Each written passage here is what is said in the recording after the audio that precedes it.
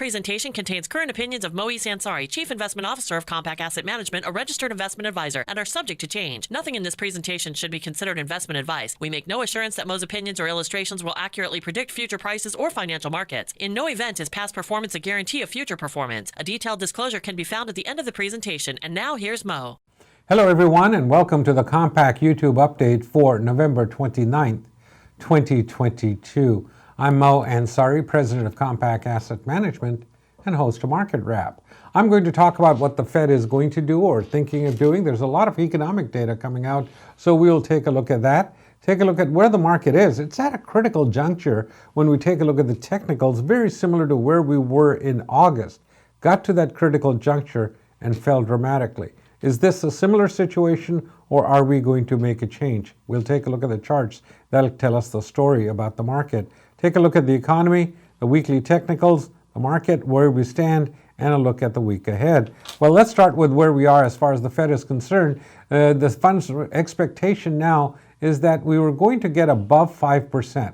That was the expectation for the Fed fund rate. Then it dropped down a little bit. Now we're coming back up a little bit. So it's still there, the Fed fund rate that we're expecting it, but it's now coming down to, it might be between 4 3/4 and 5%, where we might see the peak of the interest rates, of how high the Fed is going to raise rates. The amount of how they're going to increase, what they're going to do will depend, I think, a lot on the economic data coming out this week. We need a slack, some more unemployment going up, unfortunately, for the economy to indicate that it is slowing down. The demand side of the sector is still there. People are still spending money, even though they're putting it on their credit cards and increasing debt, but it is still out there. The spending is still out there. Spending comes down when people feel insecure about their jobs, and right now the jobs are plentiful. So until we see unemployment going up, I think that is going to continue to put upward pressure on inflation, which will put upward pressure on interest rates and pressure on the Fed to raise rates. So we will see how that data comes out. I think that is going to be the most important piece of data coming out this week. It comes out Friday. We do get home sales, we do get consumer confidence, we do get a revision of the GDP. All of those are sort of interesting pieces of economic data, but I don't think that'll have a major impact as much as the employment data will. So now the terminal rate, where are we going to top out? This is where the expectation is, still just a little bit above 5%. Not 5 1/4, but between 5 and 5 1/4 is the expectation, where the Fed, or 5.09, where the Fed will stop raising interest rates. I think around 5%. They're expected to raise interest rates by 50 basis points, so that will be a slowdown from the 75 basis point increase that we've seen at the last 4 meetings. So if we only get 50, that means the Fed is finally taking some of the pressure off the brake, some of the pressure off the economy. That could give the markets some more impetus to move to the upside. The markets, again, U.S. stocks are much more expensive than international stocks. We've known that for about 7-8 years now, that where the U.S. market has outperformed the emerging markets. But I don't see that turning until we see the dollar starting to weaken. We're starting to see the bond prices falling dramatically. This is what happens since the bond sell-off, when interest rates go up over a period of time, and then they start coming back down. So this is what we've seen. This is 2020, one of the fastest increases we've seen in the bond sell-off. As far as the economy is concerned, the housing market is slowing down dramatically. We are seeing the number of months inventory available is up to 3.6 months, the highest we've seen since 2020. But again, we need to get somewhere around 5 to 6 months of inventory to really see a balance in the supply-demand situation in housing. So there's still not enough homes for sale. The problem is people have just taken their homes off the market right now. They don't want to sell their homes at this point, because if they sell, they've got a 3% mortgage. They have to get a 6.5% mortgage. So even if they sell, buy a smaller home, the payments remain the same. So there's nothing to gain at this point. So I think that's why people are holding off on selling at this time. We were seeing a lot of investors were purchasing homes. We've seen that a lot more that was going on in 2021. You can see that has dropped off dramatically now. Investors have realized the return on investment after you get a loan from the banks, you have to pay so much more then the rents are starting to come down, and that doesn't give them the spread to make the payments, make a profit, at the same time hold the property. Don't forget to tune in to my daily broadcast of Market Wrap every day between 5 and 6 p.m. Pacific time, and there's a number of stations up and down the West Coast that you can tune in on, or you can just go to the App Store and type in Market Wrap with Mo Ansari. You can do that, and that will give you the free app. You can type in that and get the free app and download it to your iPhone, and you can get the daily edition of Market Wrap every day. Looking at the technicals, the bond market peaked here about 4.5 or 4.37, came back down. Today we're right around, somewhere around 4.7, 3.75. Again, expectation is that the Fed fund rate is going to top out somewhere around 5% is what they're looking at. So the 10-year could go up further. I think we're going to see one more rally to the upside. Again, 4.37, still a chance that rates will go up depending on how the inflation numbers comes out. That only comes out a day before the Fed meeting. The inflation number comes out on the 13th, and the Fed makes the announcement on the 14th. I don't think they'll have enough time to make changes in their policy, but they might. So we will see how the inflation numbers come out. If they're much less than 7.7, that'll show that really inflation has peaked. And then the Fed can start backing off, but we do need to see the economy slowing down, and that is the demand part of the equation. S&P, this is what I was talking about. In the middle of August, we came and touched each one of these vertical lines is the day of trading, and you can see this line right here is the 200-day moving average, this line right here. And you can see we came and touched it right here, and then we fell straight down from there, from 4,300 all the way down to 3,500. Now we've come back up to, again, the 200-day moving average. We're starting to back down. This was wave 1, 2, 3.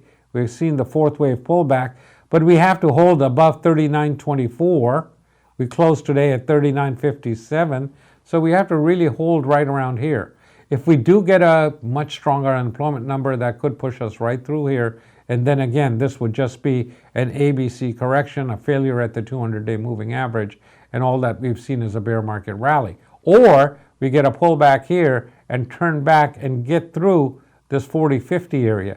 As I mentioned, that it would be critical. If we can get above 40-50 for the S&P, a lot of the long-term systems will kick in and start pushing the market to the long side. A lot of the trend-following systems, the algorithms start to come in. A lot of the money sitting on the sidelines comes back into the market because the market above the 200-day moving average shows that we are in a long-term uptrend, and that would be critical. We've not seen that for quite some time, and we saw the market fail in August.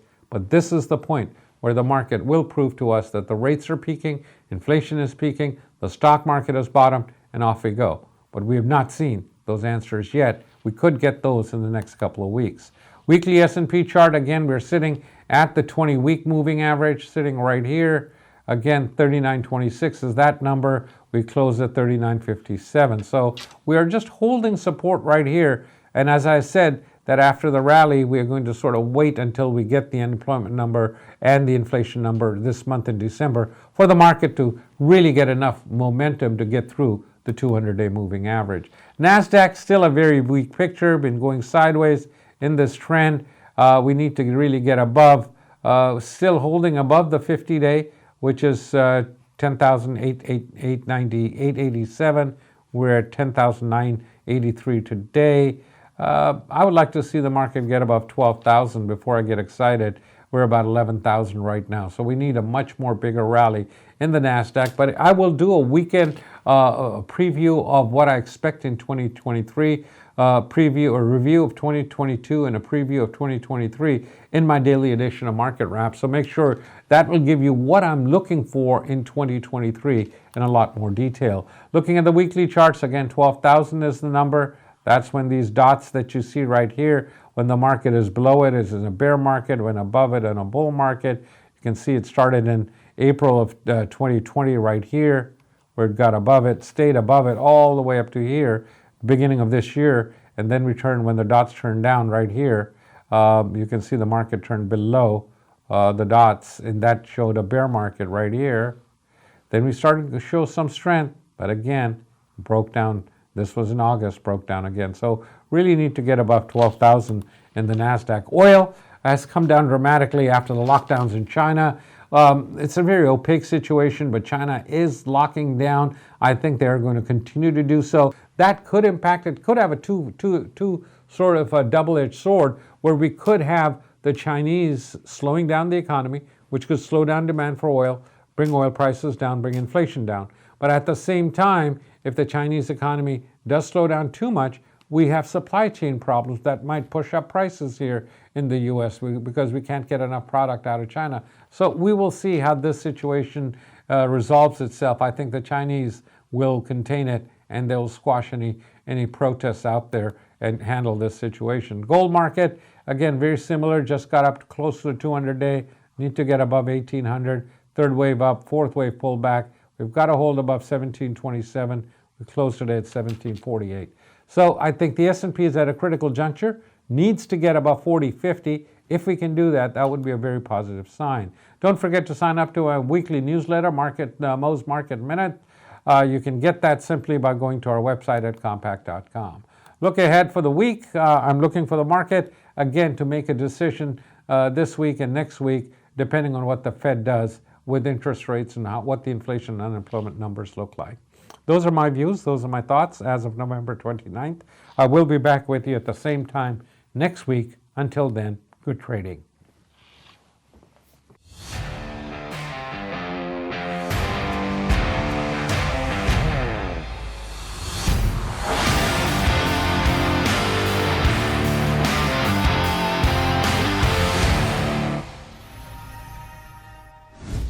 This presentation contains the current views and opinions of Moise Ansari, Chief Investment Officer of Compak Asset Management, a registered investment advisor. The views expressed are current only as of the date of this presentation and are subject to change. Nothing in this presentation should be considered investment advice, and nothing is personalized to any investor's individual circumstances. Compak Asset Management offers investment advice only after entering into an investment advisory agreement and gathering client-specific information about goals, objectives, financial status, and risk tolerance. This presentation uses terminology associated with technical analysis and provides charts to illustrate some of the concepts discussed. Technical analysis is a security analysis method with the goal of forecasting the direction of prices of securities or market indices through the study of past market data, primarily price and volume. We make no assurance that past performance or the use of technical analysis will accurately predict future prices. Further, a risk of technical analysis is that overfocus on historical patterns could lead to ignoring or downplaying security-specific concerns, overall market or sector concerns, or other factors because we assume inaccurately that historical patterns will repeat themselves. In no event is past performance a guarantee of future performance.